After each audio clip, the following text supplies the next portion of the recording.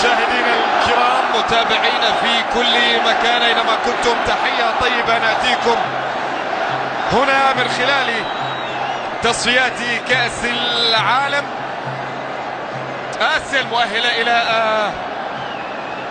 2022 التي سوف تحتضنها قطر، وكأس آسيا 2023 التي سوف تقام في الصين.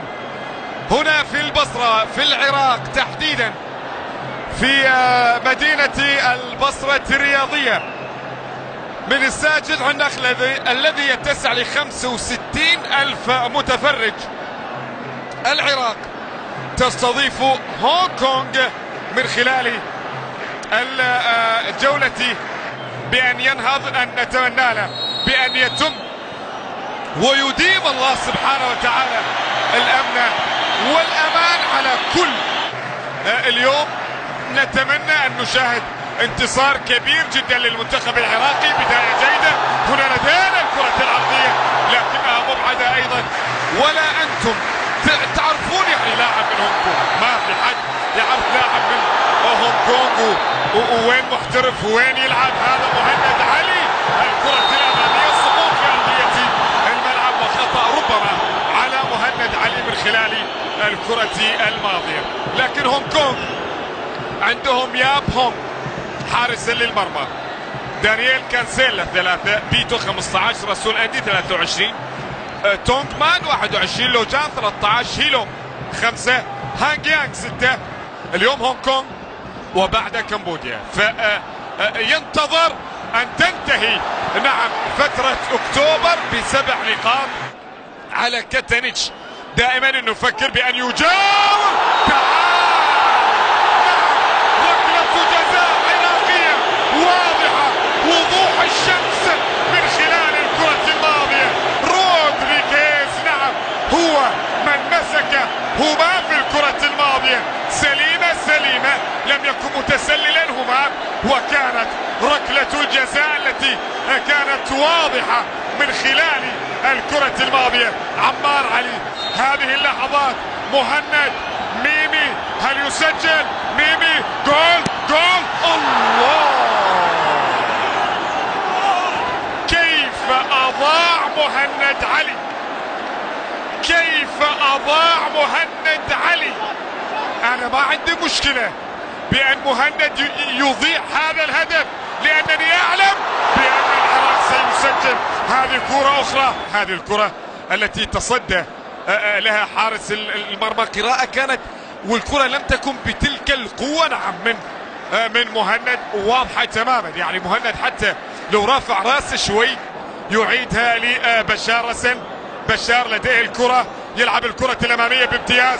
مهند علي يسدد لكنها إلى خارج أرضية الملعب. الكرة تحولت إلى ركلة مرمى. برافو منتخب هونغ كونغ، ما عنده مشكلة، مرر، خذ راحتك، روح يمين، ارجع يسار.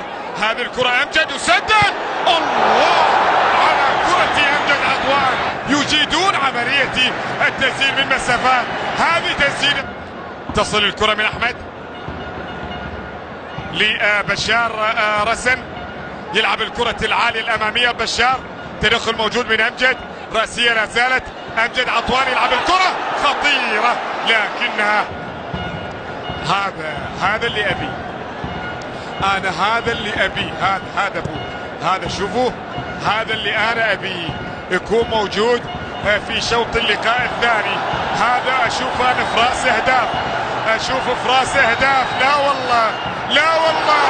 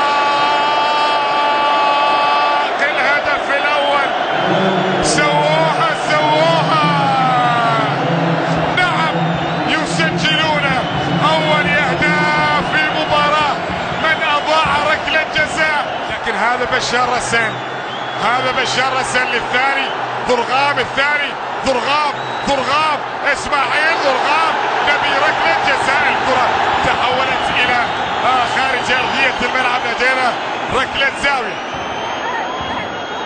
لدينا ركلة زاوية. هذه كرة ضرغام اللي كان يبي من خلالها ركلة جزاء تصل الى احمد ابراهيم، وصلت علي مهاوي، قفز مهند وسجل الهدف الوحيد في شوط اللقاء الاول. وبهذا ينتهي شوط اللقاء الاول بتقدم منتخبي.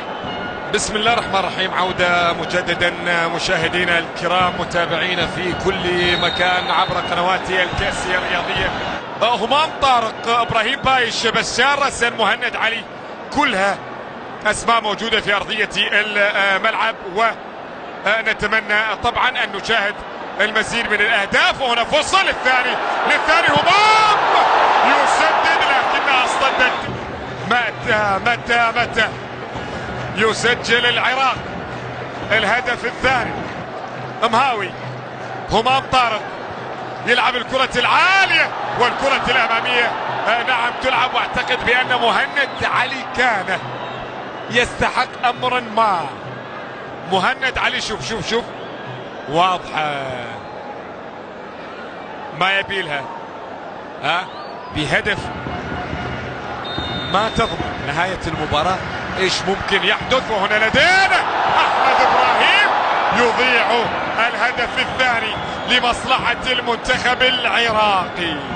احمد ابراهيم القائد من خلال الكرة الماضية. شوف هنا كانت الكرة وهذا هو التدخل والرأسية او ربما يعني شوف علي عدنان. خطيرة الكرة القادمة لمنتخب هونغ كونغ، عالية رأسية ومحمد حميد. برافو محمد حميد الذي نعم أبعد الخطر في اللقطة الماضية، لكن هناك أيضا راية وتسلل. مثل هذه الكرات الخطيرة جدا لأحمد إبراهيم. صفاء هذه تحولت لمهند علي، ماخذها مكان، الله قوية بيمنى مرت الى خارج ارضية الملعب. الله يا مهند، الله يا مهند علي في فرصة.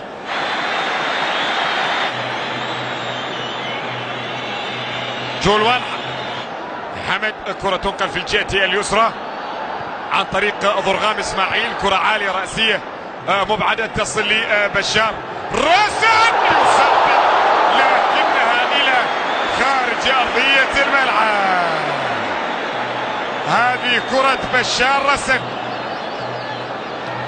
كرة جميلة على الطاير، سددها مرت بجوار القائم الايمن. نعم الهدف الثاني للمنتخب العراقي، تلعب بعيدة، عرقلة همام، خروج لضرغام اسماعيل ودخول لعلي عدنان الان الى ارضية الملعب داخل منطقة الجزاء. خروج لحارس المرمى محمد حميد، يلعب بدور الكرة سريعة تماما ناحية همام طارق في الجهة اليمنى، يمرر مهند علي، خطيرة للعراق. مهند مر، الله، تعال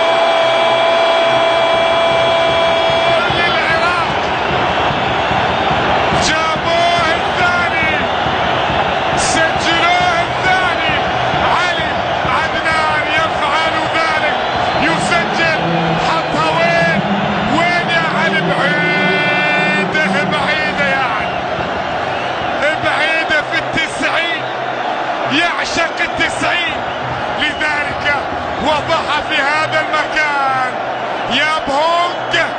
صعبة صعبة